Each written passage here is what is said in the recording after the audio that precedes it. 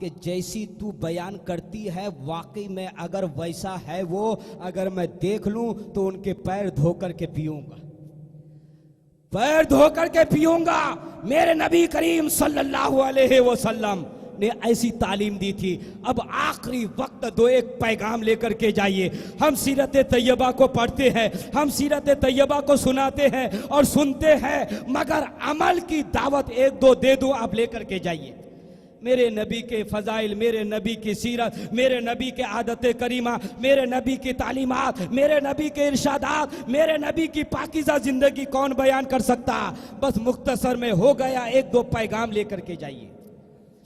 मेरे नबी फरमाते हैं, मेरे नबी फरमाते हैं कि मैं जब मेराज की रात गया, मैंने जन्नत भी देखा, दोज़ख भी देखा।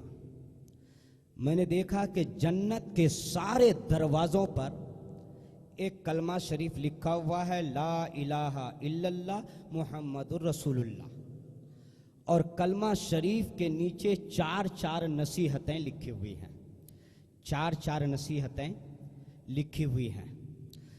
जब मैं जन्नत के छठे दरवाजे पे गया तो मैंने देखा कि छठे दरवाजे पर भी ला इलाहा इल्लल्लाह मुहम्मदुर रसूलुल्लाह लिखा हुआ है।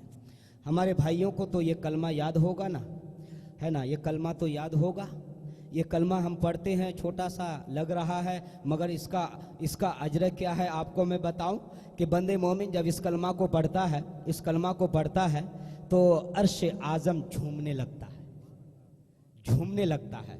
मेरा रब फरमाता है उस बुत ठहर जा, ठहर जा, तो अर्श आज़म अर्ज करता है परवरदिगार मैं ठहरूं कैसे, क्योंकि इस मुबारक कलमा को तेरे बंदे ने पढ़ा है, अभी उसकी मगफिरत नहीं हुई है।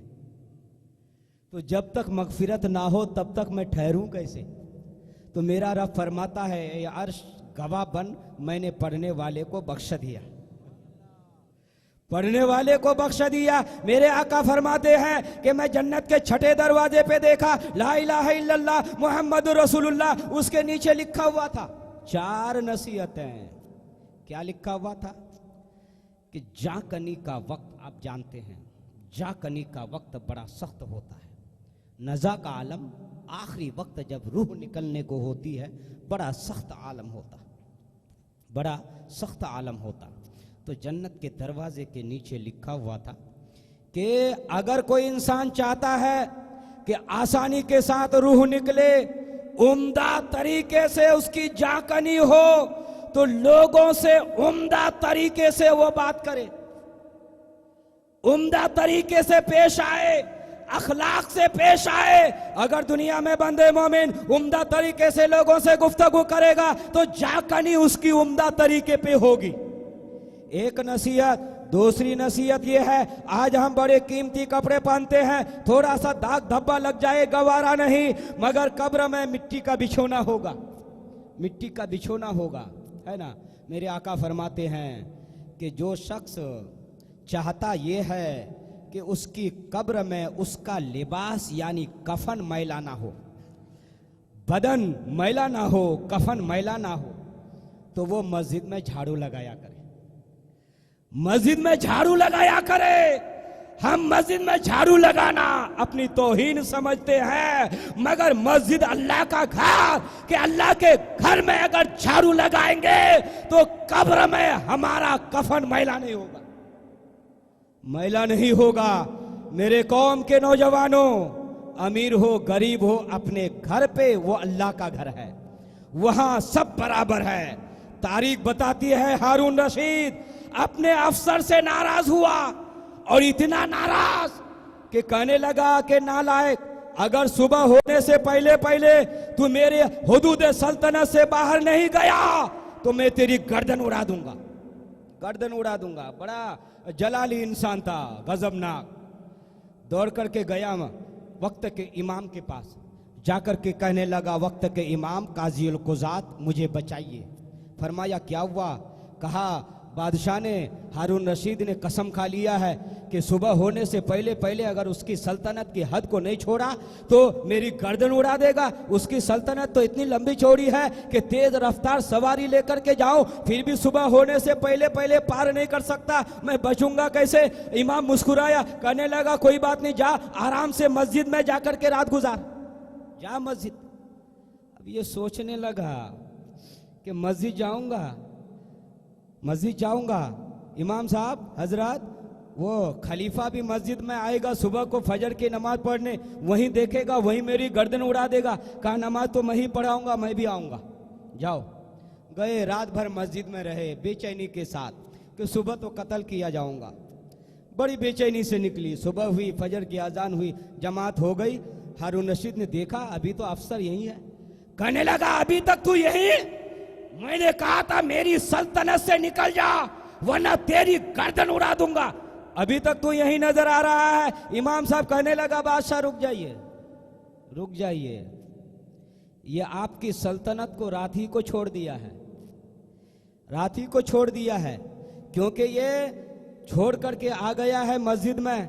मस्जिद आपकी सल्तनत नहीं, मस्जिद तो हुदूद इलाही में है, हुदूद इलाही में है। ये अल्लाह की हद में आ गया, जो अल्लाह की हद में आ जाए उसे उसका कोई कुछ बिगाड़ नहीं सकता। तो अगर कोई चाहता यह है कि कब्र में उसका कफन मैला ना हो, बदन मैला ना हो, तो वो मस्जिद में झाड़ू लगाया करे। और मेरे आका फरमाते हैं कि कब्र में बिच्छू आएंगे, कीड़े मकोड़े आएंगे, डसेंगे, जिसमें सड़ जाएगा, गल जाएगा।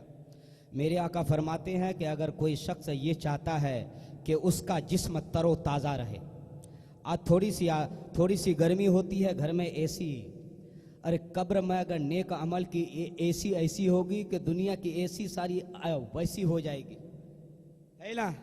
तो मेरे आका फरमाते हैं कि कब्र में कीड़े मकोड़े आते, जिस्म सड़ जाता, गल जाता। अगर कोई ये चाहता है कि उसका जिस्म ना सड़े, उसका जिस्म ना गले, जिस्म तरो ताजा रहे, तो वो मस्जिद में मुसल्ला और चटाई दिया करे, मस्जिद में मुसल्ला और चटाई दिया करे। अगर नेक अच्छा, अगर अमल अच्छा नहीं होगा, सांप बिच्छू आएंगे, डसेंगे। मेरे आका फरमाते हैं कि अगर कोई बंदे मोमिन ये चाहता है कि कब्र में उसे सांप बिच्छू ना डसे, तो वो मस्जिद में लाइट का इंतजाम किया करे,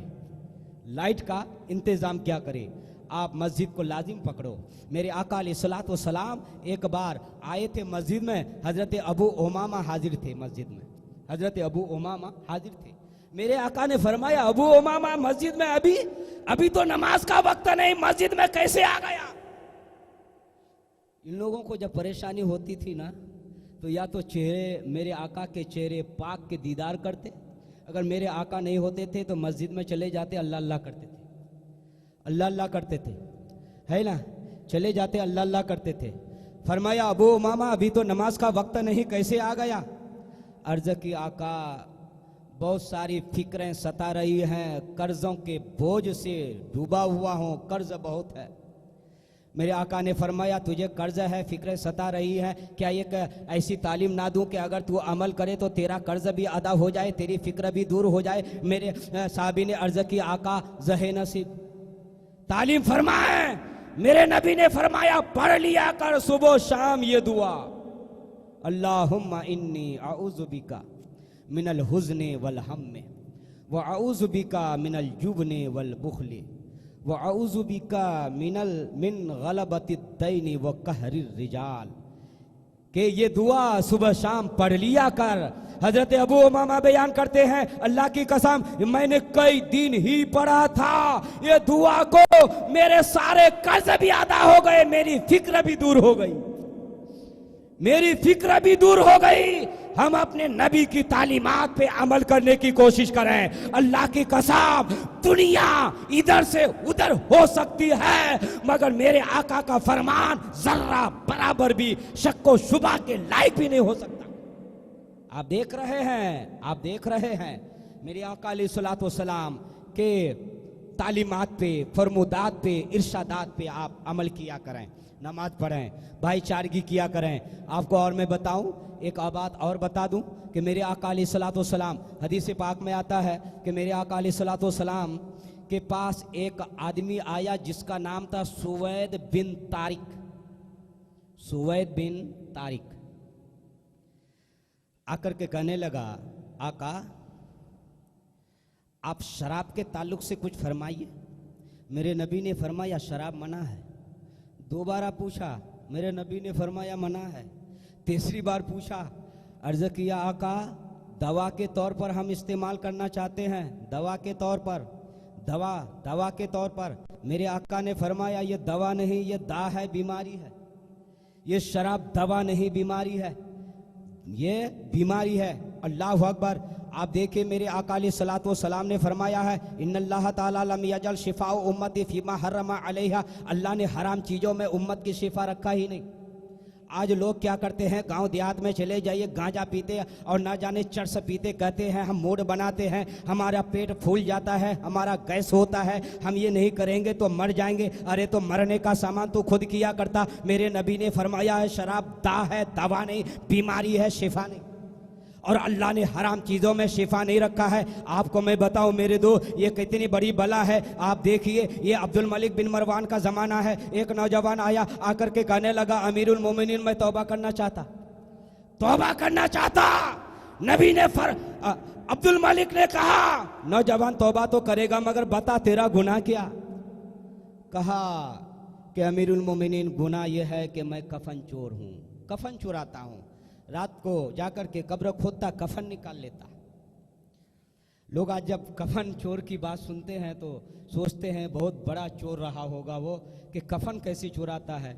अरे आजकल के चोर से वो छोटा चोर था, वो तो मुर्दों का रात के सन्नाटे में कब्र खोद करके कफन चुराया करता। आज तो भाई भाई का माल चुरा लेता है, दिन धाड़े, दिन के उजाले में बंदूक और हथियार दिखा करके ले लेता है। ये बड़ा कि वो बड़ा। अमीरुल मोमिनीन ने कहा ठीक है कफन चोर है मगर तौबा क्यों करना चाहता।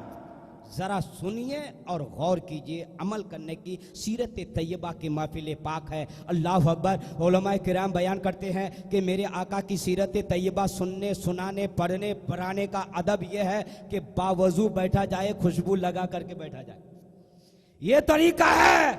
जब सुनने सुनाने का ये तरीका, तो एक दो पैगाम लेकर के जाइए अमल करने के नियत से कि मेरे आका की सीरत तैयबा सुन करके आए हैं, एक हदीस पाक सुना दूं, ईमान ताज़ा हो जाएगी। अल्लाह की कसम, ये हजरत नसीम शाह बापू ने, उनकी कोशिशों, उनके रफ़क़ा ने, उनके साथियों ने, आप लोगों ने ये महफिल मुनाकिद की है। ये कोई मामूली महफिल नहीं है। मेरे आका फरमाते हैं एक अच्छी मजलिस में बैठना, बापू एक मजलिस से जिक्र खैर में बैठना, एक मजलिस से जिक्र खैर में बैठना 2 लाख बुरी मजलिसों में बैठने का कफारा है। 2 लाख बुरी मजलिसों में बैठने का कफारा। मतलब ये कि 2 लाख बुरी मजलिसों में बैठ के आए एक मजलिस से जिक्र खैर में, तो वो 2 लाख बुरी मजलिसों में बैठने का ये कफारा हो गया। इसका मतलब नहीं कि आप बुरी मजलिसों में बैठते जाएं, 200-400 मजलिसों में, बाद में एक मजलिस में बैठ लें। मतलब ये है कि अगर गलती से 2 लाख मजलिसों में भी बैठ गए हैं, अल्लाह ने आपको तौफीक दिया, एक मजलिस खैर में आ गए और आपने अपने दिल को साफ कर लिया, तो 2 लाख बुरी मजलिसों में बैठने का कफारा हो गया। अमीरुल मोमिनीन ने कहा तू तौबा क्यों करना चाहता। अर्ज़ की अमीरुल मोमिनीन, मैं मामूल के मुताबिक गया, कब्र खोदा, तख्ता हटाया, हाथ डाला कि कफन खींचूं, तो मैंने देखा कि मय्यत का चेहरा किबला से फिर गया है, किबला से फिर गया। मैं डर से भागने लगा। कब्र से आवाज़ आई, ऐ भागने वाले, भागना बाद में, पहले तो ये पूछ कि ये मय्यत का चेहरा किबला से फिरा क्यों। मैंने डरते डरते पूछा तो जवाब मिला कि मय्यत का चेहरा किबला से इसलिए फिर गया कि ये मय्यत ये बेनमाजी था। हम अल्लाह के घर को आबाद करें, मेरे आका अलैहिस्सलातु वस्सलाम ने जो तालीम हमें दी है, सबसे अहम इबादत ईमान के बाद नमाज का है। हम अपनी मस्जिदों को, अपने अल्लाह के घर को आबाद करें। इंशाअल्लाह अल्लाह के घर को हम आबाद करेंगे, उस एक घर की बरकत से अल्लाह हम सबों के घरों को आबाद रखेगा। आप अज़्म मुसम्मम करें, नमाज पढ़ने का इरादा बनाएं, नेक काम करने का इरादा बनाएं।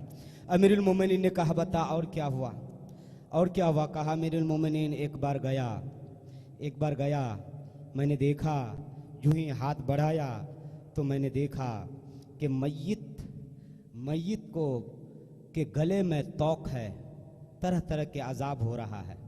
मैं डर से भागने लगा। ये तरह तरह के अजाबों में से एक अजाब ये भी था कि मय्यत का चेहरा सूअर जैसा हो गया था, सूअर जैसा।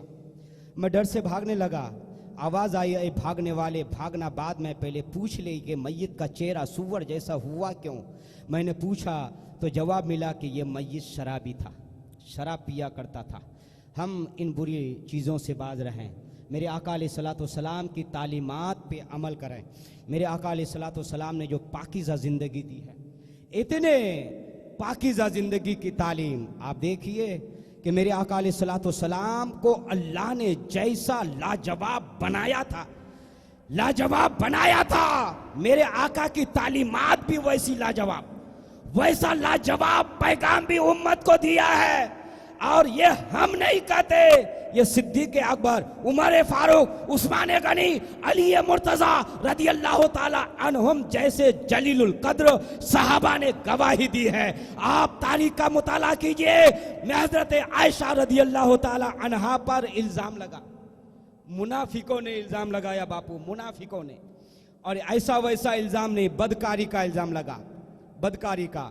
हज़रत उमर रदी अल्लाह ताला अन्हु आ गए, आकर के कहने लगे, आका ये मुनाफिकीन झूठे हैं, आयशा सिद्दीक़ा पाकीज़ा हैं।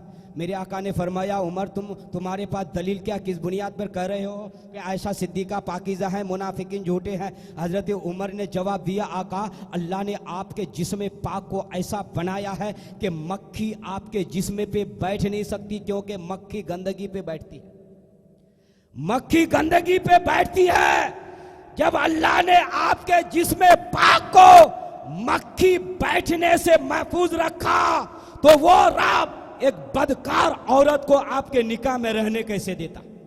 तो यकीनन आयशा सिद्दीक़ा पाकीज़ा है, मुनाफिकीन झूठे हैं। हजरत उस्मान गनी खड़े होते हैं, अर्ज करते हैं, आका मुनाफिकीन झूठे हैं, आयशा सिद्दीक़ा पाकीज़ा है। मेरे नबी ने फरमाया, तुम्हारे पास क्या दलील? मैं हजरत उस्मान गनी ने अर्ज किया, आका सुनिए, अल्लाह ने आपके जिस्म का साया नहीं रखा, आपके जिस्म का साया नहीं रखा।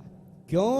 क्योंकि जिस्म का अगर साया होता, आप ज़मीन पे चलते तो आपका साया ज़मीन पे पड़ता, तो कहीं ऐसा ना हो कि कभी किसी चलने वाले का पैर आपके जिस्म के साये पे पड़ जाता। तो अल्लाह ने आपके जिस्म का साया ही नहीं रखा कि किसी का पैर आपके साये पे पड़े। तो जो रब आपके जिस्म पाक के साये पर किसी का पैर पड़ने ना दे और साया से महफूज रखे, वो रब एक बदकार औरत को आपके साथ कैसे रहने देता? मुनाफिकीन झूठे हैं, आयशा सिद्दीक़ा पाकीज़ा है। हजरत अली खड़े होते हैं, अर्ज करते हैं, आका ये मुनाफिकीन झूठे हैं, आयशा सिद्दीक़ा पाकीज़ा है। नबी ने फरमाया, अली तुम्हारे पास क्या दलील? अर्ज किया, आका दलील ये है कि एक बार आपके जूती पाक में जूं का खून लग गया था। ये जूं जो सर पे होते, जूं का खून लग गया था। तो अल्लाह की तरफ से पैगाम आया था, जिब्रील ने आकर के कहा था, फ़क़ला नालायक महबूब अपनी जूती पाक को उतार दो, क्योंकि जूती पाक में जूं का खून लग गया है। तो जो रब आपके जूती पाक में जूं का खून लगने ना दे, जूं के खून से बचा के रखे, वो रब एक बदकार औरत के साथ आपको कैसे रहने देता? यकीनन आयशा सिद्दीक़ा पाकीज़ा है, मुनाफिकीन झूठे हैं। अल्लाह ने मेरे आका को ऐसा लाजवाब बनाया, और मेरे आका ने की जो तालीमात और इरशादात है, वो तालीमात और इरशादात भी लाजवाब है, कोई मिसाल नहीं, कोई बदल नहीं। आप देखिए आज बड़े बड़े पढ़े लिखे लोग होते हैं, दिन ब दिन एक डॉक्टर के पास जाइए, एक दिन में 4 बार 4 नुस्खा बदलेगा। मगर मेरे आका ने जो तालीम फरमा दिया है ना, एक आदमी आया था, कहने लगा था कि आका मेरे भाई के पेट में दर्द है, कोई दवाई कोई दवाई। मेरे नबी ने फरमाया इशरबिल असला, शहद पिलाओ, शहद पिलाओ। पिलाया, आया, अर्ज की आका दवा बताइए, पेट में तकलीफ है, दस्त आ रहे हैं। मेरे नबी ने फरमाया इशरबिल असला, शहद पिलाओ। तो कहने लगा कि आका ये तो एक दिन पिला चुका मगर कोई फायदा नहीं हुआ। नबी ने फरमाया जा फिर पिला। तीसरे दिन आया, आकर के अर्ज करने लगा मेरे भाई के पेट में तकलीफ है, दवा बताएं। मेरे आका ने फरमाया इशरबिल असला, शहद पिलाओ। तब तीसरे दिन फिर कहा कि आका मैं तो 3 दिनों से पिला रहा हूं, कोई फायदा नहीं हो रहा है, कोई फायदा नहीं हो रहा है। तब मेरे नबी ने फरमाया था कि ए शख्स सुन, अल्लाह का कलाम सच्चा है, तेरे भाई का पेट झूठा है, तेरे भाई का पेट झूठा है, जा जा शहद पिला। अब यकीन के साथ पिलाने लगा।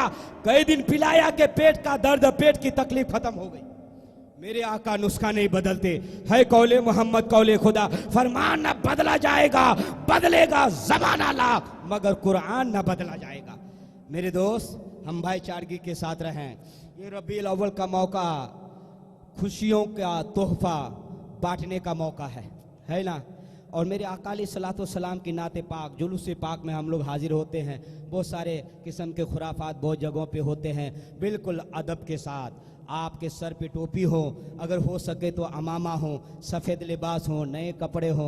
हमारे लिए सबसे बड़ी ईद यही है, क्योंकि सारी कायनात मेरे नबी के सदक़े में बनी। और ख़ास करके हम लोग तो यहाँ मोहताज हैं ही, मरने के बाद तो मेरे आका की शफाअत के और ज़्यादा मोहताज हैं। असल ज़िंदगी तो वही है। हम मेरे नबी के तालीमात पे, इरशादात पे हम अमल किया करें। नबी ने पूरी ज़िंदगी पाक हमारे लिए आंसू बहाया, और उम्मत के लिए मेरे नबी ताइफ के वादी में जख्मी हुए, दंदाने पाक शहीद किए गए, मगर मेरे आका ने दीन की तबलीग को नहीं छोड़ा। मेरे आका ने राह रास्ते पे लाने के लिए दावत देना नहीं छोड़ा। आप जरा गौर कीजिए कि मेरे आका अलैहिस्सलातु वस्सलाम की सीरत तैयबा, मेरे आका अलैहिस्सलातु वस्सलाम की महफिल पाक हम मुनाकिद करते हैं कि आप ये सोचते कि हमें इनाम नहीं मिलेगा, अरे हमें यहाँ भी इनाम मिल रहा है, वहाँ भी मिलेगा। एक सहाबी है हजरत काब बिन ज़ुहैर भाग करके चले गए थे, मदीना से भाग करके चले गए थे, है ना। जब मदीना से भाग करके चले गए, ये उनका कसूर था। आए, बस आखिरी बात है, आए आकर के अर्ज करने लगे, आका काब बिन ज़ुहैर भाग करके गया था, अगर वो आपके पास आ जाए तो क्या आप माफ कर देंगे? माफ कर देंगे? मेरे नबी ने फरमाया यकीनन माफ कर दूंगा। तो काब बिन ज़ुहैर ने कहा, आका मुझे ही लोग काब बिन ज़ुहैर कहते हैं, मैं ही काब बिन ज़ुहैर हूँ। मेरे नबी मुस्कुरा उठे, मेरे नबी मुस्कुरा उठे। मेरे नबी ने मुस्कुराया तो काब बिन ज़ुहैर ने मेरे नबी की नात सुनाना शुरू कर दिया। जब मेरे नबी की नाते पाक सुनाना शुरू किया, आखिरी शेर पे पढ़ा तो मेरे नबी ने हदिया दिया, तोहफा। क्या हदिया दिया? फ़कसाहुन नबी बुर्दतन। मेरे नबी ने हदिये के तौर पर मेरे नबी ने अपनी चादर ततहीर को उतारा और उसको दे दिया। ये वो चादर ततहीर थी, फस्तराहु मुआविया मिन वलदिही बिमालिन तलबसुल खुलफा फिल आयात। ये वो चादर ततहीर थी कि हजरत अमीर मुआविया ने पैसे से खरीदा, और ईदों में खुलफाए किराम ये चादर पहन करके ईद की नमाज अदा किया करते थे। अल्लाह अकबर। तो नाते पाक सुनाने वाले को मेरे नबी ने बुर्दा शरीफ चादर ततहीर अता किया है। आप ये सोचते होंगे कि ये तो आलम बेदारी की बात है कि काब बिन ज़ुहैर ने चादर ततहीर, काब बिन ज़ुहैर ने नाते पाक सुनाया और मेरे नबी ने बुर्दा शरीफ दिया। ये सिर्फ हयात ज़ाहिरी की बात नहीं। अब आइए, इमाम बूसीरी फालिज में गिरा, फालिज लकवा की बीमारी हुई। ये अमीरों रईसों के कसीदे पढ़ते थे, बीमार पड़ा, सोचा कि मेरे नबी का कसीदा क्यों ना पढ़ूं, नबी की नात क्यों ना पढ़ूं। कसीदा लिखा। मेरे नबी सल्लल्लाहु अलैहि वसल्लम ख्वाब में दीदार अता फरमाए, और ख्वाब में उस कसीदे को मेरे आका ने सुना, और ख्वाब ही में मेरे आका ने बुर्दा चादर ततहीर बदन पे रखा। ख्वाब से बेदार हुए, बदन की सारी बीमारी खत्म। इसलिए उस कसीदे का नाम कसीदा बुर्दा ही पड़ गया है, कसीदा बुर्दा ही पड़ गया है ना। तो ये मेरे आका अलैहिस्सलातु वस्सलाम के मुबारक महीने हैं, भाईचारगी का और एक दूसरे से मोहब्बत का, हुस्न सलूक का। हम बुज़ुर्गों को भी मानने वाले हैं, बुज़ुर्गों के तालीमात का। हमारे बुज़ुर्गों ने तो ऐसे तालीम दिए बापू, एक बात आखिरी बात बता दूं बापू, समझ में ना, ऐसी तालीम दिए कि एक बुज़ुर्ग के घर में बहुत सारे चूहे आ गए, चूहे है ना। तो किसी ने कहा कि हजरत आप भी घर में बिल्ली पाल लीजिए, चूहे भाग जाएंगे, चूहे भाग जाएंगे। तो हजरत जलाल में आ गए, फरमाने लगे नादान, तू ऐसी बात बताता जो जन्नत के रास्ते से निकाल कर जहन्नम के रास्ते में डाले। ये मशवरा देने वाले ने घबराया, कहा हजरत कौन सी बुरी बात है, कौन सी बुरी बात, घर में चूहे हैं, बिल्ली पालेंगे, चूहे भाग जाएंगे। तो बुजुर्ग ने कहा सुन, मैं अगर बिल्ली पाल लिया तो मेरे घर से चूहे निकलकर पड़ोसी के घर में चले जाएंगे। और मेरे आका ने फरमाया जो चीज़ अपने लिए पसंद करो वो अपने भाई के लिए भी करो, जो चीज़ अपने लिए नापसंद करो वो अपने भाई के लिए भी नापसंद करो। अल्लाह रब्बुल इज़्ज़त हम सबों को इन बुजुर्गान दीन की तालीमात पर अमल करने की तौफीक अता फरमाए, इस महफिल पाक को कबूल अता फरमाए। इस महफिल पाक में जिन लोगों ने भी शिरकत की है सबकी शिरकतों को कबूल अता फरमाए। वाखिरु दावाना अनिल हम्दुलिल्लाहि रब्बिल आलमीन। अस्सलामु अलैकुम रहमतुल्लाहि व बरकातुहू। शहंशाए मदीना अस्सलातो वस्सलाम, ए शहंशाए मदीना अस्सलातो वस्सलाम। जीनते अर्शे मोहल्ला, जीनते अर्शे मोहल्ला अस्सलातो वस्सलाम, ए शहंशाए मदीना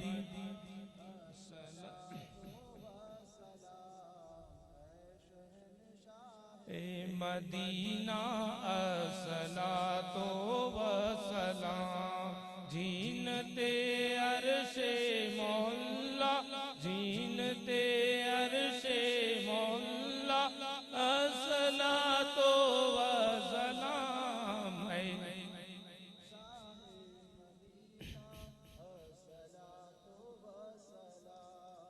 मोमिनो पढ़ते रहो तुम अपने आका पर दरूद, मोमिनो पढ़ते रहो तुम अपने आका पर दरूद। है फरिश्तों का वजीफा, है फरिश्तों का वजीफा अस्सलातो वस्सलाम। ए मदीना ए शहंशाए मदीना अस्सलातो वस्सलाम। जीनते अर्शे मोहल्ला, जीनते अर्शे मोहल्ला अस्सलातो वस्सलाम।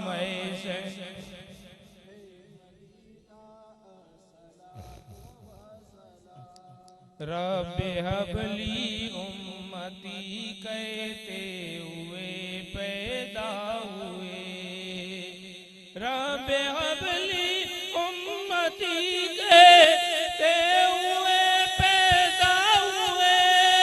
रब ने फरमाया के बख्शा, रब ने फरमाया के बख्शा सलातो वस्सलाम। ए शहंशाए मदीना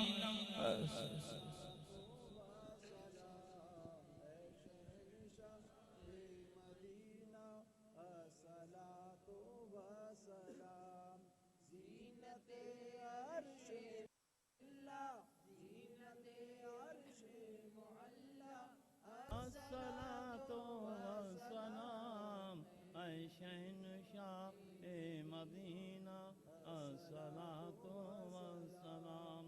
सल्लल्लाहु अलैहि नबी उम्मी व आलिहि व सल्लल्लाहु अलैहि वसल्लम। सलातु व सलाम अलैका या रसूलल्लाह, अस्सलातु व सलाम अलैका या हबीबल्लाह, الصلاة والسلام عليك يا رسول الله صلى الله عليه وسلم إن الله وملائكته يصلون على النبي يا أيها الذين آمنوا صلوا عليه وسلموا تسليما اللهم صل على سيدنا ومولانا محمد وعلى آل سيدنا ومولانا محمد وصحبه وسلم سبحان ربك رب العزة عما يصفون والسلام على المرسلين والحمد لله رب العالمين.